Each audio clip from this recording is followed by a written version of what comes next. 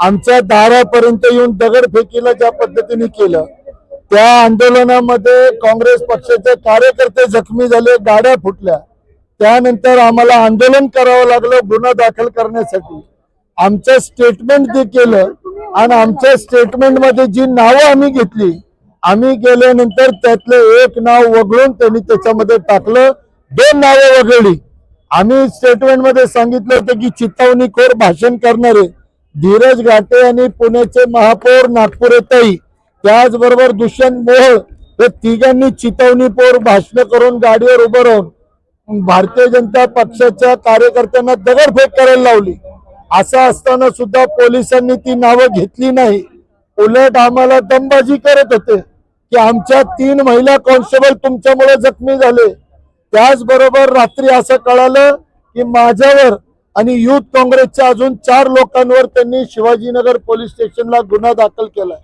माझा कुठेही व्हिडिओ नाही, माझं कुठेही भाषण नाही आणि त्याचंही करून तुम्ही माझ्यावर गुन्हा दाखल केला. आम्ही गुन्ह्याला घाबरत नाही. खोटे गुन्हे ह्याच्या अगोदरही तुम्ही प्रयत्न केला, पण आज काँग्रेस पक्षाचे नेते आणि कार्यकर्त्यांच्या बैठकीमध्ये एक गोष्ट स्पष्ट झाली की ह्या दडपशाहीला आणि या गुंडशाहीला उत्तर दिल्याशिवाय थांबायचं नाही. या सर्वांचा विरोध केल्यानंतर येणाऱ्या या 7-8 दिवसामध्ये पुणे कमिशनर ऑफिसवर मोठा मोर्चा काँग्रेस समविचारी पक्षाच्या वतीने आम्ही त्या कमिशनर ऑफिसवर काढणार आणि आयुक्त अमितेश कुमारांच्या बदलीची आमची सर्वप्रथम मागणी राहणार. कारण काल जे फरसखानेला होते, जॉईंट कमिशनर असेल, 4 DCP होते, मनोज पाटील, रावळे साहेब, पिंगळे साहेब, हे सगळेजण 5-5 मिनिटाला आज जाऊन कमिशनरांचे डायरेक्शन घेत होते, कमिशनरच्या डायरेक्शन प्रमाणे काम करत होते. आणि ज्या पद्धतीने त्यांनी आमचं स्टेटमेंट घेतल्यानंतर सुद्धा FIR मध्ये नाव टाकलं नाही, ह्याच्यावरूनच कळतंय की न्याय आम्हाला मिळणार नाही. पण त्या मोर्चा संविधानाच्या माध्यमातून आम्ही मोर्चा काढणार. आम्ही कोर्टामध्ये उच्च न्यायालयामध्ये जाऊन आमच्यावरची FIR स्क्वॉशसाठी आम्ही मागणी करणार.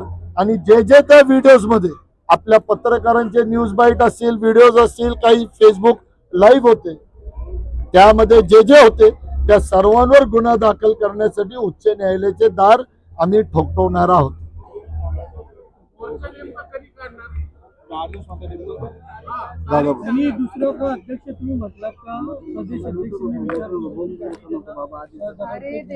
काल पोलीस स्टेशनला असतानाच प्रदेश अध्यक्षांचा फोन आलेला होता. सपकाळ साहेबांनी सर्व गोष्टीची माहिती घेतली.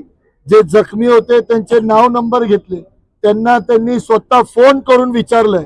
सातपुतेला असेल, प्रिया ठाकूरला असेल किंवा कांबळेला असेल, प्रत्येकाला फोन करून त्याची विचारपूस करून नंतर मला सांगितलंय की त्यांच्या सगळा हॉस्पिटल, दवाखाना, त्यांचा इलाज केला पाहिजे. त्यांनी चंदूशेठ कदमलाही फोन करून त्या सर्वांची काळजी घ्यायला सांगितलंय आणि लवकरात लवकर पुणे भेटीला मी येतो असंही त्यांनी निवेदन दिलेलं आहे. आणि येणारा मोर्चाची पुढची मी मोहनदादा जोशी यांना विनंती करतो. लागलेला पण आलेला केदार सातपुतेचा आहे.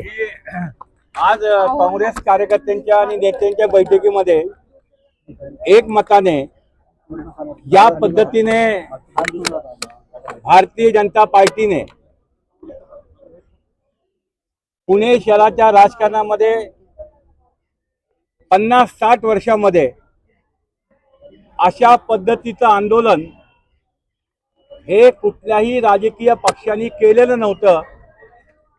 ते भारतीय जनता पार्टीने काल केलेलं आहे.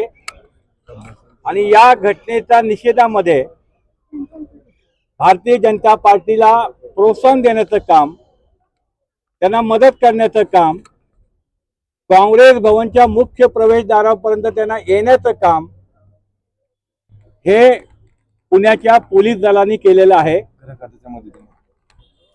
गृह खातं हे त्यांच्या पाठीशी होतं आणि म्हणून या सर्व घटनेचा निषेध करण्यासाठी एक प्रचंड असा मोर्चा हा मार्च महिन्याच्या पहिल्या आठवड्यामध्ये या ठिकाणी पोलीस आयुक्तांच्या कार्यालयावर जाईल आणि पोलीस आयुक्त अमितेश कुमार यांची ताबडतोब बदली झाली पाहिजे. आणि आजपर्यंत जी प्रथा परंपरा पुण्यामध्ये नव्हती की पोलिसांचा पाठिंबा हा कुठल्याही राजकीय पक्षाला असू नये, ही एक आजपर्यंतची जी परंपरा आहे किंवा आपलं जे काही संविधान आहे, पोलिसांना सर्व पक्ष सत्तारूढ असेल किंवा विरोधी पक्ष असेल हा एकसारखा असतो, पण कालच्या घटनेनी पुण्याच्या नावाला काळिमा फासला गेलाय आणि त्याला जबाबदार असणाऱ्या अधिकाऱ्यांची ताबडतोब बदली झाली पाहिजे. यासाठी एक महामोर्चा मी आपल्या बांधवांना सांगू इच्छितो. हा जो मोर्चा होईल हा पुण्यातील काँग्रेसच्या कार्यकर्त्यांची ताकद बघून या पुढच्या काळामध्ये भारतीय जनता पार्टीची हिंमत झाली पाहिजे की पुन्हा आमच्या काँग्रेस भवनकडे किंवा आमच्या काँग्रेसच्या कुठल्याही कार्यकर्त्याला रक्तबंबाळ करण्याची त्यांची हिंमत झाली नाही पाहिजे, असा प्रचंड इशारा आज या बैठकीमध्ये काँग्रेसच्या नेत्यांनी आणि कार्यकर्त्यांनी दिलाय. चंदू शेठ कदम.